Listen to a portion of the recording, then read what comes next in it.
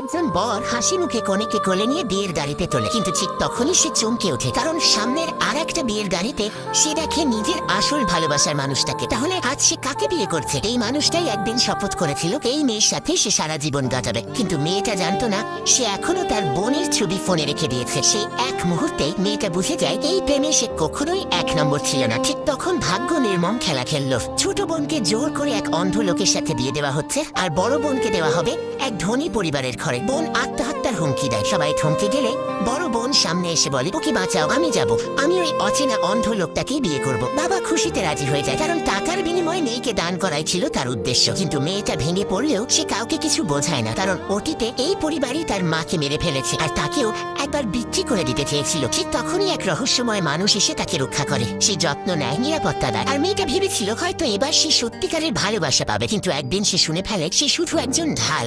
এই বিয়েটা ছিল একটা বড় ষড়যন্ত্রের অংশ। বিয়ের আগের দিন শপিং করতে গিয়ে ছোট বোন কান্না করে তার বিয়ের পোশাক ছিনিয়ে নেয়, আর সেই পুরুষ একবারও তার পাশে দাঁড়ায় না। এরপর ঘটে সবচেয়ে ভয়ঙ্কর ঘটনা। দুই বোনকে অপহরণ করা হয়। পুরুষটা এক সেকেন্ডও না ভেবে ছোট বোনকে বাঁচায়, আর বড় বোনের গলায় নামে ছুরি। সেই দিনই মেয়েটা বুঝে যায় এই বিয়েতে গেলে সে মরবে। বিয়ের দিনে বর যখন কনেকে কোলে তুলে নেয়, হঠাৎ সে দেখে সামনের বিয়ের গাড়িতে বসে আছে যাকে সে সত্যি ভালোবাসে। তাহলে প্রশ্ন হলো এই বিয়ে এখন কার, আর মেয়েটা কিভাবে এই মৃত্যু হাত থেকে পালার? পার্ট 2 দেখতে চাইলে ভিডিওটিতে লাইক এন্ড সাবস্ক্রাইব করো আর একটি কমেন্ট করো।